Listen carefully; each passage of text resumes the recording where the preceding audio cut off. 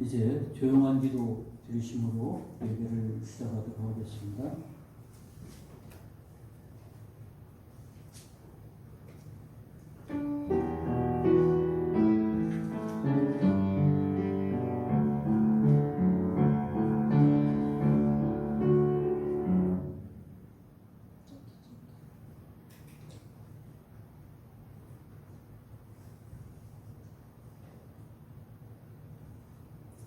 예루살렘을 위하여 평안을 구하라. 예루살렘을 사랑하는 자는 형통하리로다. 내 성 안에는 평안이 있고 내 궁중에는 형통함이 있을지어다. 내가 형제와 친구를 위하여 이제 말하려니 내 가운데에 평안이 있을지어다. 여호와 우리 하나님의 집을 위하여 내가 너를 위하여 복을 구하리로다. 아멘. 찬양과 영광을 하나님께 올려드립니다. 예배를 위하여 함께하오니 어려운 중에도 예배하고자 하는 저희들의 심령에 함께하셔서 성전에서 예배하고 또 집에서 예배할 때 하나님 저희들의 예배 가운데 함께하여 주옵소서. 예수님의 이름으로 기원하옵나이다. 아멘. 다 일어나셔서 경배 찬양 8장 같이 부르십니다.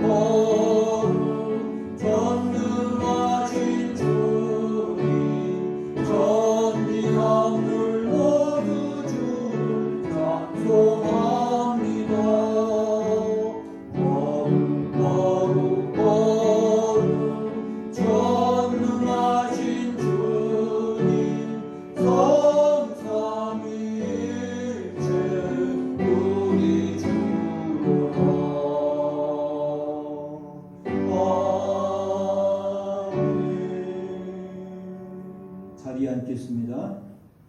기도드립니다. 사랑과 은혜가 풍성하신 하나님, 주님의 은혜 속에서 살아가는 저희들이 이 아침 하나님 앞에 예배하기 위하여 모였습니다. 코로나19로 인해서 이 온 나라가 온 세계가 시름과 또 어려운 난관 속에 처해 있어 우리 예배 자리까지도 이와 같이 영향을 받게 되었는데, 하나님, 우리가 어떤 처지로 예배하든지 오히려 더 중심을 다하여 하나님 앞에 예배할 수 있는 저희가 되어지기를 원하오니 우리 예배 가운데 함께 하시고 우리 예배를 받아 주옵소서. 어려운 시련과 환난 속에서도 주님은 찬양을 받으실 분이요 영광을 받으실 분인 줄 압니다. 시련 속에 하나님의 뜻이 있고 그 속에 하나님의 계획이 있고 하나님의 섭리와 다스림이 있음을 고백하며 또한 그로 인하여 우리에게 더 유익하고 복된 길로 인도하시는 과정인 줄 믿사오니 믿음으로 아버지 이때를 이겨나가는 저희들 될 수 있게 하여 주옵소서. 하나님 앞에 더 겸비하는 저희가 되기를 원하고 우리의 하나님 주신 은혜들로 인해서 우리의 심령을 그리고 우리의 삶을 더욱 새롭게 하는 기회가 되도록 주님 함께하여 주시옵소서. 이 시간 하나님의 말씀을 통하여 우리가 위로와 소망과 힘을 얻고자 하오니 주의 말씀에 집중할 수 있게 하여 주옵시고 그로 말미암아 아버지 이 시대에 이 문제의 해결을 얻을 수 있는 저희가 더욱 될 수 있게 하여 주옵소서. 함께하지 못하지만 그러나 영상으로 함께하는 사랑하는 성도들 가정 위에 함께하시고 아버지 저희들이 위로와 소망 가운데 나아갈 수 있게 더욱 역사해 주셔서 함께 믿음의 공동체를 이룬 우리 개전교회가 더 귀한 사명들을 이루어갈 수 있게 하여 주옵시고 하나님의 뜻 가운데 아버지 이 때를 이끌어 하나님 믿음의 승리를 거두는 저희가 되게 하여 주옵소서. 오늘도 말씀을 통하여 새롭게 하여 줄 줄 믿사옵고 예수님의 이름으로 기도하옵나이다. 아멘.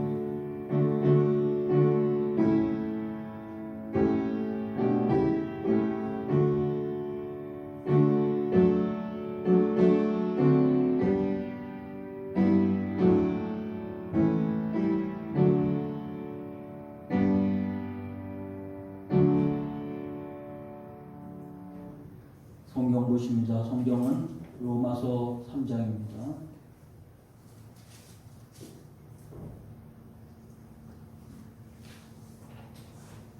로마서 3장 1절부터 18절까지를 보겠습니다.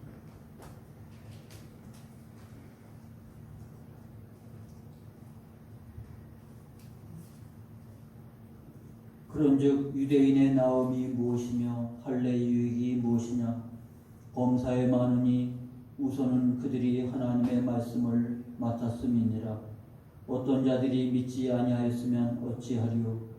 그 믿지 아니함이 하나님의 믿부심을 패하겠느냐? 그럴 수 없느니라. 사람은 다 거짓되되 오직 하나님은 참되시다 할지어다. 기록된 바 주께서 주의 말씀에 의롭다 함을 얻으시고 판단받으실 때에 이기려 하심이라 함과 같으니라. 그러나 우리의 불의가 하나님의 의를 드러나게 하면 무슨 말하리요? 내가 사람의 말하는 대로 말하노니 진노를 내리시는 하나님이 불의하시냐? 결코 그렇지 아니하니라. 만일 그러하면 하나님께서 어찌 세상을 심판하시리요? 그러나 나의 거짓말로 하나님의 참되심이 더 풍성하여 그의 영광이 되었다면 어찌 내가 죄인처럼 심판을 받으리요? 또는 그러면 선을 이루기 위하여 악을 행하자 하지 않겠느냐? 어떤 이들이 이렇게 비방하여 우리가 이런 말을 한다고 하니 그들은 정죄받는 것이 마땅하니라. 그러면 어떠하냐? 우리는 나으냐? 결코 아니라. 유대인이나 헬라인이 다 죄 아래 있다고 우리가 이미 선언하였느니라. 기록된 바 의인은 없나니 하나도 없으며 깨닫는 자도 없고 하나님을 찾는 자도 없고 다 치우쳐 함께 무익하게 되고 선을 행하는 자는 없나니 하나도 없도다. 그들의 목구멍은 열린 무덤이요 그 혀로는 속임을 일삼으며 그 입술에는 독사의 독이 있고 그 입에는 저주와 악독이 가득하고 그 발은 피 흘리는 데 빠른지라. 과멸과 고생이 그 길에 있어 평강의 길을 알지 못하였고 그들의 눈앞에 하나님을 두려워함이 없느니라 함과 같으니라. 아멘.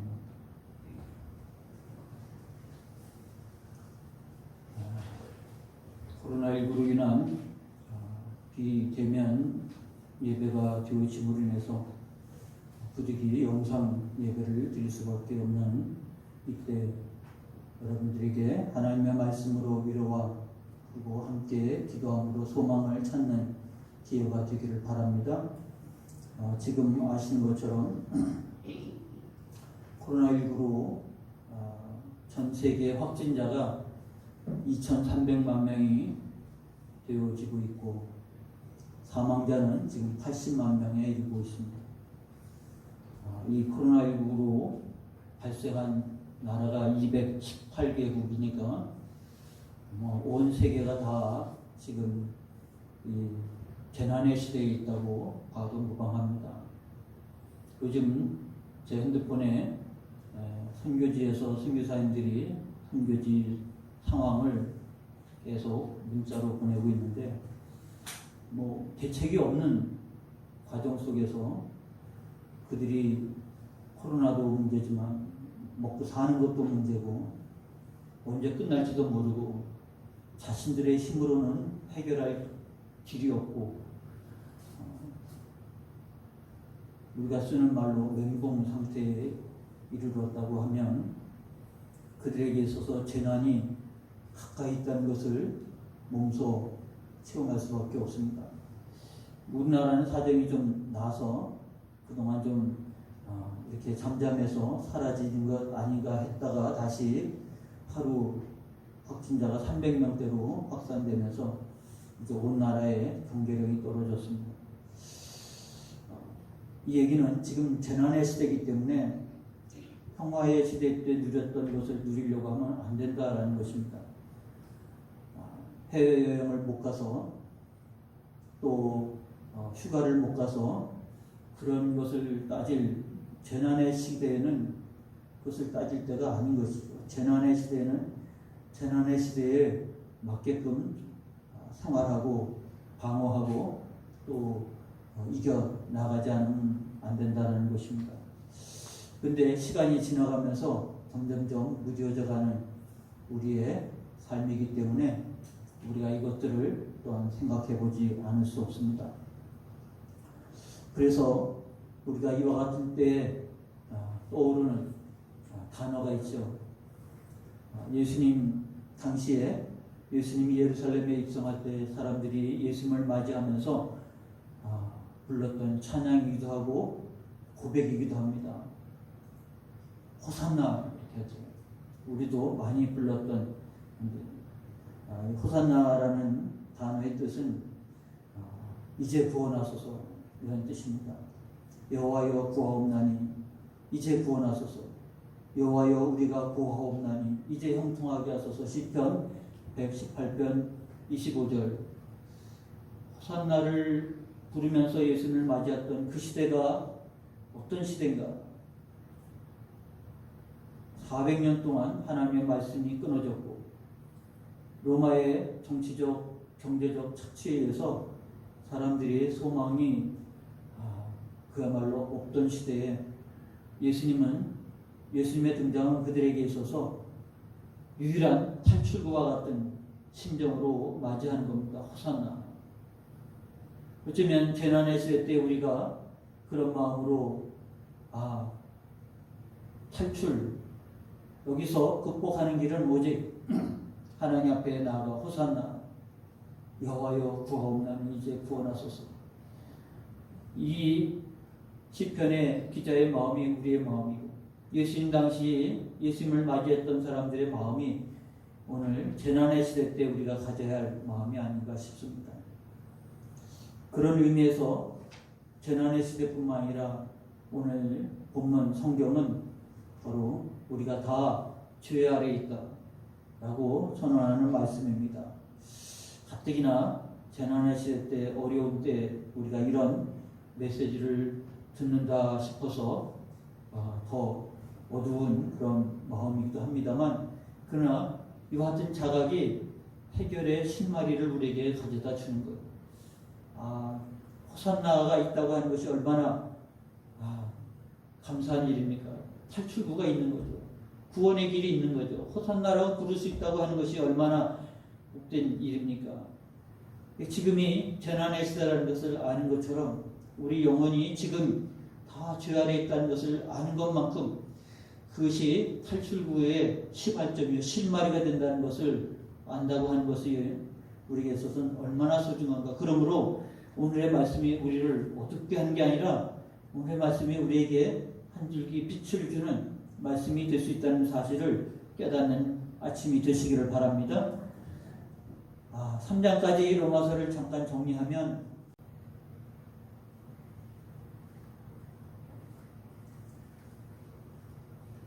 로마인들의 세계가 당시 전 세계를 표방한다고 할 수 있어서 그럴 때입니다. 그래서 그들은 모든 면에서 세상을 지배를 했고 모든 면에서 우월하다고 생각했고, 그리고 모든 면에서 그들은 자랑스러운 그들의 삶이었습니다. 그러나 바울은 로마 교회에 이 편지를 보내면서 로마인들의 죄를 다 고발을 합니다. 로마인들은 하나님 없이 살고 있는 모든 이방인들의 대표라고 말할 수 있고요. 스스로 우리는 괜찮다, 우리는 우월하다, 우리는 자랑스럽다 했지만 그들의 불신앙과 그들의 부도덕한 삶을 고발했다고 할 때 거기에 부인할 수 없는 명명백백한 그런 일들이 드러났던 것입니다. 로마서 2장에 넘어와서 로마인들과 이방인들과 비교적 그래도 도덕적 우월한 지위에 있었던 유대인들, 그러나 그들의 표면적 신앙에 있어서도 고발을, 죄를 들춰낸 본문이 바로 로마서 2장입니다. 그러면 로마서 3장에 와서 그러면 로마인도 그렇고 유대인도 그렇고 우리 모두도 다 결국은 죄 가운데 있다고 하는 사실이에요. 그래서 로마서 3장의 결론이 그러면 어떠하냐? 우리는 나으냐? 결코 아니라. 유대인이나 헬라인이나 다 죄 아래에 있다고 우리가 이미 선언하였느니라. 그러므로 오늘 이 로마서의 말씀이 3장까지 내용은 우리의 죄를 드러내고 또 이것을 고발하는 그런 내용이라고 말할 수 있습니다. 어쩌면 우리도 이 로마서의 말씀을 대하기 전까지 나는 그래도 괜찮은 사람이지, 그래도 나는 다른 사람에 비해서 그래도 낫다고 생각하는 우리인데 이 말씀을 대하면 우리도 다 죄 아래 있다고 하는 하나님의 말씀에 비로소 우리가 우리 자신을 자각하게 되고 그로 말미암아 절망하는 것이 아니라 복음의 길로 나아가는 기회가 된다고 하는 것이 로마서의 구조입니다. 그러므로 오늘 말씀을 우리가 통해서 이것을 자각하는 것, 지난주 컬럼에 여러분 보신 것처럼 신앙에 있어서 자각이라고 하는 것은 은혜예요. 깨달음이라고 하는 것입니다. 이것을 깨닫지 못함으로 인해서 로마인들도 스스로 죄 가운데 있지만 죄 가운데 있다고 생각하지 않고 자기들은 우월해서 세상을 지배한다고 생각했고 자신들의 문화가 최고라고 생각했고 자신들이 그야말로 비교 대상이 없다고 생각했고 유대인은 신앙적으로 윤리적으로 더 말할 것도 없었고 우리 스스로도 사실 마찬가지인데 성경은 우리가 얼마나 하나님 앞에서 죄 아래 있는지를 들춰내고 있고 이것을 대하기 전까지 우리도 마찬가지였지만 이를 통해서 우리가 깨닫게 되어집니다. 바울이 이렇게 복음을 전하니까 유대인들이 그야말로 집단 반발이 일어나는 거죠. 바울은 얼마나 많은 선교여행 다니면서 곳곳에서 회당에서 안식일마다 말씀을 전했는데 그 말씀이 핵심이 우리가 이미 살펴본 것처럼 로마서 1장 17절에 복음에는 하나님의 의가 나타나서 믿음으로 믿음에 이르게 하나니 기록된 바 오직 의는 믿음으로 말미암아 살리라 한 것 같으니라. 하나님의 의를 복음은 하나님의 의가 나타났습니다. 그 복음이 바로 예수님의 십자가와 부활을 의미하는 것이죠. 십자가와 부활이 하나님의 의가 나타나는 것입니다. 그러므로 여러분들의 의로는 심판받을 수밖에 없고 이 복음의 의로 우리가 하나님 앞에 나아가는 것입니다. 라고 말하니까 많은 유대인들이 들고 일어난 거예요. 그러면 오늘 본문 3장 1절로부터 8절까지는 4가지 그들의 반론이 나옵니다. 무슨 소리냐? 그래서 그 반론에 대해서 이미 수도 없이 경험했던 바이기 때문에 로마에 있는 사람들을 만나지 않았지만 로마에 있는 유대인들도 똑같은 생각으로 말할 것이라.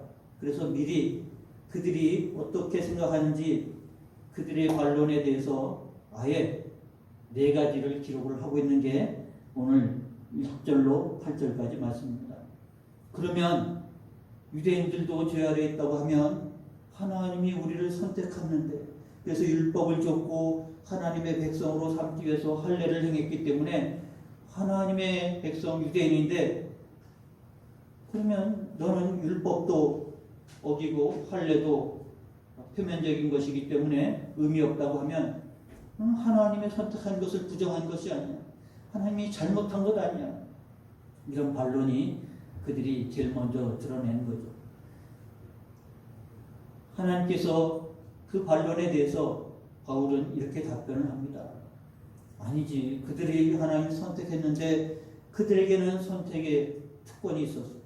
하나님의 계시 곧 성경을 기록하고 보존할 책임을 그들에게 맡겨줬어. 그러니까 지금 우리 손에 성경이 들려졌다는 것은 바로 이 유대인들의 특권이 그들의 헌신으로 말미암아 이루어졌다는 것을 부인할 수가 없어요. 근데 성경을 기록하고 보존할 책임만, 이것만 갖고 있는 게 문제가 아니라 이렇게 사는 것이 그들에게 있어서 특권인데 그렇게 살지는 못했죠. 그러므로 그들에게 율법과 할례가 표면적이긴 하지만 그들에게 있어서 구원에 이르게 하는 것은 못되고 하나님의 의가 나타난 복음으로 말미암은 것이라고 하는 이 메시지가 선포된 것입니다. 두 번째 반론은 근데 그 말대로 그러면 하나님과 언약을 맺은 택함 받은 백성인데 그들이 하나님을 믿지 아니함으로 인해서 하나님과 언약이 깨진 것. 그러면 그들이 하나님과 언약을 깨트림으로 인해서 그러면 하나님의 신실하심이 망가진 것이냐? 답변이 그럴 수 없다. 그래서 기록된 바 그게 시편 51편 4절인데 의역하면 이렇게 말하는 겁니다. 주님의 말씀은 변함이 없고 참되십니다. 거부를 당해도 주님은 흔들리시지 않습니다. 사람이 언약을 깨트려서 다 무효가 된 게 아니고 사람이 언약을 깨트렸다 해도 하나님의 신실함은 변함이 없습니다.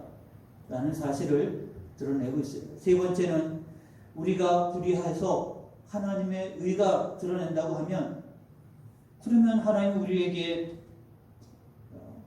진노를 내리신다는 것은 옳지 않지 않습니까? 우리가 하나님의 의를 드러내는데 협조했는데 하나님의 우리를 진노하신다고 하는 것, 심판하신다는 것은 맞지 않지 않습니까? 답변이 뭡니까? 6절에 그렇게 결코 그렇지 아니하니라. 그래서 오늘 성경을 읽어보면 이렇게 반론이 나오고 답변이 나오고 이게 시작할 때 결코 그렇지 아니하니라. 질문이 있고 답변이 있고 질문이 있고 답변이 있고 이렇게 해서 네 가지 반론과 답변이 나오고 있는 거예요. 이 말이 논리대로 하다 보니까 그러면 우리가 잘못했다, 죄가 있다. 그러면 하나님의 의가 드러냈으니까 우리를 하나님께서 진노하신다는 것은 불의한 것 아니냐? 하나님의 의를 드러내는데 협조한 것 아니냐? 라고 말하는데 그렇다고 하면 너희의 불의로 하나님의 의가 드러나면 어떻게 하나님이 세상을 심판하시냐? 하나님 너희가 의롭든 불의하든 상관없이 의로우신 분이 그렇기 때문에 세상을 심판하는 건데 우리가 불의해서 하나님의 의가 드러났다? 이렇게 말하는 것은 모순이라는 거죠. 네 번째입니다. 세 번째 것과 연관이 되는데 나의 거짓말로 하나님이 참되심이 더 풍성하여 그의 영광이 되었다면 어찌 내가 죄인처럼 심판을 받으리요. 그러니까 내가 하나님 앞에 칭찬을 받아야지. 내가 죄를 지음으로 칭찬을 받아야지. 내가 죄를 지었다고 하나님 나를 심판하신다는 것은 불의한 것 아니냐. 그리고 이 사람들이 이렇게 복음을 전하고 있는데 복음이라는 것은 바로 그런 거예요. 그렇다고 사람들이 이렇게 비방하고 이렇게 사람들이 복음 전한 자들의 말이 얼마나 모순되는가를 말하고 있는데 정말 그러냐?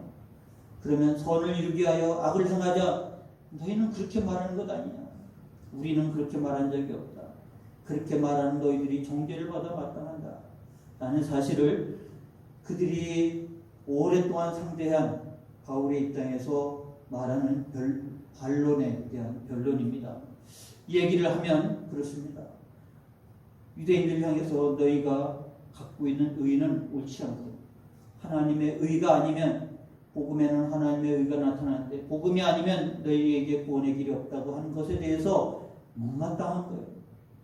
그 복음에 대해서 그들은 어떻게 하든지 흠을 잡으려고 그러고 모순됨을 잡으려고 그러고 도전을 하려고 그러는데 그럴수록 그들의 죄만 드러날 뿐입니다. 그렇다고 해서 바울이 우리는 의롭고 너희는 죄인이라고 정죄하는 건 아니에요. 그러면 어떠하냐? 우리는 나으냐? 결코 아니라.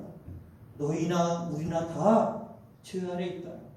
라고 우리는 이미 선언을 했기 때문에 우리는 의롭다고 너희는 죄인이라고 우리가 결코 정죄하는 것이 아니라 너희도 죄인이고 우리도 마찬가지로 죄인이고 우리 다 죄 아래 있다. 그래서 성경은 기록한 내용들을 가지고 오늘 본문 말씀이 이어집니다. 서양 사람들이 가장 우상적인 존경하는 대상으로 삼았던 부류가 세 부류입니다. 첫 번째는 의인. 우리가 가끔 그런 것을 겪지 않습니까? 그래서 성탄절이나 또 무슨 특별한 일이 있을 때 어려운 이웃을 위해서 기부를 하는 사람, 말없이 기부하는 사람, 또 어려움에 처한 사람을 구하기 위해서 자기 몸을 던지는 사람, 의인이라고 그렇게 말하지 않습니까? 둘째는 위인. 위인이라고 할 때 우리가 생각할 때 위인전에 나오는 그 위인들을 생각할 수 있습니다. 셋째는 마지막 가장 큰 것은 성자입니다. 이 사람들은 의인이고 위인이고 성자다. 그러니까 사람들이 생각할 때 존경의 대상입니다. 그러나 이것은 비교 우위인 거죠. 다른 사람에 비해서 의인이고 다른 사람에 비해서 위인이고 다른 사람에 비해서 성자일 뿐이죠. 기록된 바 얘기는 성경에서 말하기를 오늘 읽은 10절 말씀에 의인은 없나니 하나도 없으며 첫 번째 그들이 존경의 대상으로 삼는 의인은 없습니다. 둘째 깨닫는 자도 없고 하나님을 찾는 자도 없고 위인이라고 말할 때 진정한 구도자도 없다고 말합니다. 다 치우쳐 함께 무익하게 되고 선을 행하는 자는 없나니 하나도 없도다. 선인이 성자도 없는 거예요. 기록된 바 성경에는 의인도 없고 위인도 없고 선인도 없고 사실은 존경할 만한 그것은 비교해서 존경할 만한 사람이지 하나님 앞에서는 다 죄인이라고 하는 말씀이 선포되어졌다는 것을 말하고 있습니다. 여기에 나와 있는 성경 구절은 로마서 3장 10절로 18절은 기록된 바 그랬으니까 성경의 시편 그리고 이사야의 내용을 뭔가 요건 다 성경 구절이에요. 그래서 여기 보면 읽은 성경에 보면 이렇게 의인은 없나니 앞에 기억이라고 써 있고 그들의 목구멍은 열린 무덤이여 할 때 니은이라고 앞에 써 있잖아요. 그 아래에 그거에 대한 인용 각주가 거기 써 있는데 이 내용이에요. 바로 시편이 어떤 성경입니까? 사람들이 은혜 안에서 신앙생활하는 사람들이 은혜 안에서 체험하던 신앙들을 고백하고 그리고 찬양하고 깨우치고 회개하고 그런 내용 아닙니까? 그런데 사람들이 신앙 속에서 겪은 바가 거기 10절부터 18절까지 내용에 의인은 없어요. 하나도 없고 그들은 체험 속에서 고백한 바고 그들이 영감으로 인해 고백한 바입니다. 그래서 이와 같은 내용을 정리하면 두 가지 죄악이 나오는데 첫 번째는 13절로 15절까지는 언어의 죄악이에요. 거기 보니까 목구멍으로 혀로 입술로 입으로 이게 차례차례 올라오죠. 목구멍, 혀, 입술, 입. 그 한마디로 말하면 열린 무덤이라고 그랬습니다. 우리는 무덤이 다 이렇게 공분이 되어 있기 때문에 무덤이 열린다는 것은 생각할 수 없는데 이곳에 무덤은 굴을 파고 거기다가 이렇게 돌로 덮는 거잖아요. 굉장히 엉성하게 되어 있는 것 같아요. 그래서 그 돌로 입구를 막았는데 그 돌이 굴러서 열리면 그냥 열린 무덤이 냄새가 다 무방비 상태로 나오는 거죠. 마치 사람의 목구멍, 혀, 입술, 입으로 나오는 그 언어가 열린 무덤과 같다는 거예요. 이거는 신앙의 체험 속에서 고백된 거고 남을 비방한 것이 아니라 자기 스스로도 그렇게 고백하는 바입니다. 그들의 목구멍은 열린 무덤이요 그 혀로는 속임을 일삼으며 그 입술에는 독사의 독이 있고 그 입에는 저주와 악독이 가득하고 두 번째 죄악은 행동의 죄악입니다. 15절에 그 발은 피 흘리는 데 빠른지라 파멸과 고생이 그 길에 있고 자기 스스로도 파멸과 고생의 길이 있지만 다른 사람을 향해서도 그 행동으로 파멸과 고생의 길로 이끌어가고 있어요. 그러므로 이 두 가지 죄악이 인생에게 있어서 다 죄 아래 있다라고 선언하는 내용의 핵심인 것입니다. 우리가 이것을 인정하지 않을 수 있어요. 그러나 우리가 겪으면서 그래, 인간은 이기적이다. 인간은 자기밖에 모른다.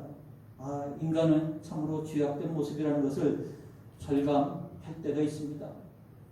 우리가 성경을 대할 때, 말씀을 대할 때 이것을 더 절감할 때가 많은 것이죠. 그들이 이와 같은 삶을 살아가는 이유는 하나님, 눈앞에 있는 하나님을 두려움이 없느니라 18절에 나와 있는데, 의역을 하면 하나님은 안중에도 없어요. 죄 아래 있는 자들의 삶의 특징은 그들이 어떤 죄악의 삶을 살든지 하나님은 안중에도 없는 삶을 살아가는 자들의 모습입니다. 이것이 자각하는 자의 삶인 거예요. 오늘 말씀을 결론을 내면 바울 스스로가 이렇게 말합니다.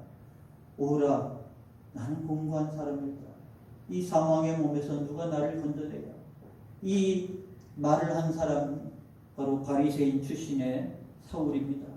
그가 바울이 되었지만 자신이 자각한 바가 그거예요. 깨달으면 깨달을수록, 알면 알수록, 노력하면 노력할수록 이 사망의 몸에서 누가 나를 건져내랴. 오라, 나는 곤고한 사람이다. 그러므로 죄 아래 있다는 것을 깨닫는 거죠. 그럼 내 힘으로는 어찌할 수 없는 상황에 이르렀다는 것입니다. 그야말로 호산나를 부를 수밖에 없는 거예요. 나로서는 구원이 없고, 나로서는 희망이 없고, 나로서는 소망이 없고, 오직 나에게는 호산나를 부를 수 있다고 하는 것이 내게 얼마나 기쁘고 감사한지. 그래서 이어지는 말씀에 우리 주 예수 그리스도로 말미암아 하나님 앞에 감사를 받아. 그는 이 복음에 나타난 하나님의 의를 발견한 사람이기 때문에 이렇게 고백한다. 그래서 나는 곤고한 사람이다. 이 사망의 몸에서 누가 나를 건져내라. 이런 자각이 들었다는 것은 예수 그리스도의 복음으로 말미암아 하나님의 의가 나타났다는 것을 깨닫는 거예요. 이 은혜를 깨닫지 못한다는 것은요, 자기가 죄 아래 있다는 것을 자각하지 못하는 거예요. 이번 집중호우로 인해서 여러 군데 사고가 났는데 춘천에도 사고가 나지 않았어요. 의암 때문에 인공 수초로 큰 구조물을 만들었는데 그게 뭐 16억인가를 만들어서 이게 수초예요. 이게 이 호수 밑에 뿌리를 내리고 사는 식물들을 이렇게 얽어 묶어가지고 큰 섬처럼 만들었는데 이게 떠내려가는 거죠. 이게 엄청난 16억이나 되는 돈이 떠내려가는데 그 어떻게 합니까? 그래서 그거 떠내려가지 못하도록 붙들어 매다가 이제 같이 떠내려간 거죠. 근데 그렇게 실종된 사람 중에 두 사람이 구조가 됐어요. 떠내려가는 중에, 그리고 그 사람이 떠내려가는 중에 그 의암댐을 가보시면 알지만 거기에 댐에 가까이 가면 거기에 이렇게 가지 못하도록 철망이 있어요. 근데 배가 밀려 내려가면서 거기에 탁 걸리면서 다 뒤집어진 거죠. 그래가지고 거기서 철망에서부터 댐까지 거리는 얼마 안 돼요. 이렇게 바로 눈앞에 보이는 거예요. 그러니까 배구 사람이고 다 댐에 빨려들어서 폭포 아래로 떨어져 버린 거죠. 그런데도 두 사람이 구조가 됐어요. 공교롭게 두 사람이 다 교회 집사님들이에요. 근데 저희가 이제 그 사건이 있고 나서 춘천에 갔더니 그 얘기를 하더라고요. 한 분은 춘천 순복음교회 집사님과 한 분은 안교 감리교회 집사님이라고 하는. 물론 집사님이기 때문에 상단 얘기는 아니죠. 그런데 그 사람들이 그렇게 폭포 아래로 그 댐 아래로 물이 빠져나가니까 같이 빠져나가가지고 흘러가다가, 그러니까 이제 나무도 물에 잠겼으니까 흘러가다가 뭔가 걸리니까 탁 붙잡은 거예요. 그러고서 스스로 힘으로 못 나오니까 구조가 될 때까지 안간힘을 쓰고 붙들고 있다가 살아난 겁니다. 그러니까 붙잡을 게 있었으니까, 그때까지 죽지 않고 살아야 생명이 있었으니까 붙잡은 거 아니겠습니까? 어쩌면 그 상황이 우리가 다 죄 아래 있다고 하는 이해가 지금은 재난의 시대라고 하는 것처럼 우리의 영혼이 죄 아래 있기 때문에 이 사망의 몸에서 누군가 건져주지 않으면 우리가 죄 가운데서 죄와 사망으로 인해서 죽을 수밖에 없는 인생입니다. 그래서 오라 나는 곤고한 사람이로다. 이런 탄식이 우리에게 있는데 그것이 절망의 길로 이끄는 것이 아니라 그래서 우리에게 하나님의 의가 나타나는 복음이 눈앞에 나타나는 거 붙잡은 거죠. 우리 주 예수 그리스도로 말미암아 하나님께 감사하리로다. 호산나 지금 구원하소서. 호산나 지금 형통케 하소서. 우리의 소망이 죄 아래 있다는 것을 깨달음으로 말미암아 붙잡을 수 있는 복음이 있다는 것, 붙잡을 수 있는 하나님의 의가 있다는 것, 붙잡을 수 있는 하나님의 말씀이 있다는 사실을 우리가 깨우치는 아침이 되시기를 축원합니다. 기도하겠습니다. 하나님 아버지, 우리가 스스로 생각할 때 그래도 괜찮은 사람이라고 생각하지만 그러나 하나님의 말씀을 보면 그리고 우리가 얼마나 곤고한 자인지 죄가 자각이 되고 자각이 된 죄로 말미암아 오라 나는 곤고한 자로다. 이 사망의 몸에서 누가 나를 건져내랴. 이와 같은 절망에 있는 우리들이지만 그런 우리에게 복음의 빛이 비춰짐으로 인해서 하나님 붙잡을 수 있는, 그래서 호산나 할 수 있는 우리의 신앙이 되었다는 것이 얼마나 감사한지 아버지, 재난의 시대에 이 아침에 우리가 본문 말씀을 통해서 절망의 자리가 아니라 아버지 어려운 그리고 캄캄한 상황 속에 있다 할지라도 우리에게는 한 줄기 빛이 있고 우리에게는 하나님의 말씀이 있고 붙잡을 수 있는, 그리고 우리에게 다가오시는 호산나하고 맞이할 수 있는 주님이 계시다고 하는 사실로 인해서 우리도 사도 바울과 같이 우리 주 예수 그리스도로 말미암아 하나님 앞에 감사하리로다 고백하는 아침이 되게 하여 주옵소서. 하나님 호산나 찬송할 수 있는 아침이 되게 하여 주시옵소서. 성령의 기름 부심이 놀랍게 임함으로 큰 위로의 아침이 되게 하옵소서. 예수님의 이름으로 기도하옵나이다. 아멘. 찬송 279장 부르면서 준비하신 예물을 드리도록 합니다.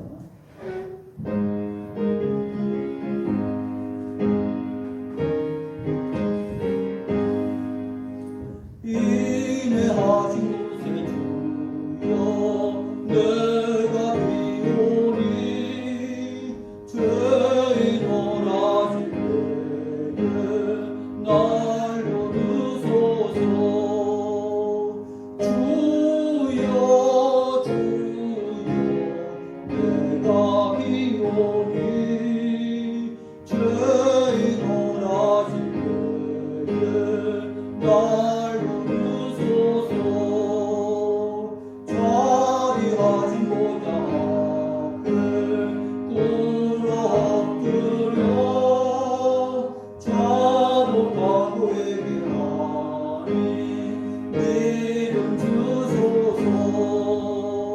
주여 주여 내가 비오니 죄인을 하실 때에 날 부르소서. 주의 공로를 지하며 주께 가오니 상한 마음을 고치시고 대원하소서. 주여 주여 내가 비오니 죄인을 하실 때에 날 부르소서. 마음도 푸는 우리 주여 위로하소서. 우리 주와 같으시니 어디 있으랴. 주여 주여 내가 비오니 죄인을 하실 때에 날 부르소서. 아멘.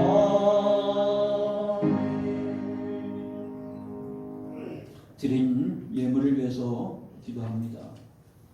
하나님, 이 아침에 주 앞에 예배하며 예물 드리게 하셔서 감사합니다. 우리가 어려울 때지만 우리의 믿음이 하늘의 별과 같이 빛나는 아버지 때가 되게 하여 주옵소서. 더 중심을 하나님 앞에 드리는 아침이 되게 하시고 더 하나님 앞에 영광 돌리는 자리에 이르도록 아버지 복을 나려 주옵소서. 주 앞에 예물 드리고자 하는 저희들의 마음의 중심을 주께서 헤아려 주시며 저희들의 가정과 저희들의 기업에 복을 나려 주옵소서. 오늘 예배에 함께하는 모든 믿음의 권속들 위해 함께하여 주옵시고 저희들이 하나님 앞에 영광 돌리는 삶이 되도록 눈동자와 같이 지켜주시고 오른손으로 붙잡아 주시는 은혜의 체험이 저희들에게 날마다 있게 하여 주옵소서. 아버지, 이때가 주님 안에서 우리가 믿음이 성숙해지고 승리할 수 있는 자리가 되게 하시고 저희들의 가정과 기업을 우리 하나님 붙잡아 주셔서 풍성케 충만케 하여 주옵소서. 예수님의 이름으로 기도하옵나이다. 아멘. 교회 소식 주보를 참고해 주시길 바랍니다. 이제 우리 예배가 주일 낮에는 예배 전체를 그리고 주일 오후와 주일 저녁 예배와 수요 예배는 설교만 유튜브에 올립니다. 그래서 주일 저녁과 수요 예배를 집에서 드리실 때에는 주보에 나와 있는 찬송과 기도를 성경을 읽으신 다음에 유튜브로 설교를 들으시면 되겠습니다. 속히 이때가 지나갈 수 있도록 여러분 위축되지 말고 기도하시고 이기시는 때가 되시기를 바랍니다. 다 자리에서 일어나겠습니다. 소명 2장 부르고 축도로 예배를 마칩니다.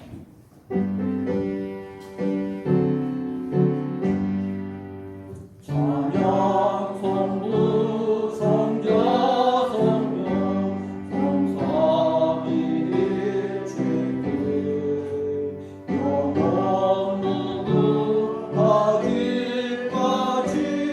영광을 돌리세 영광을 돌리세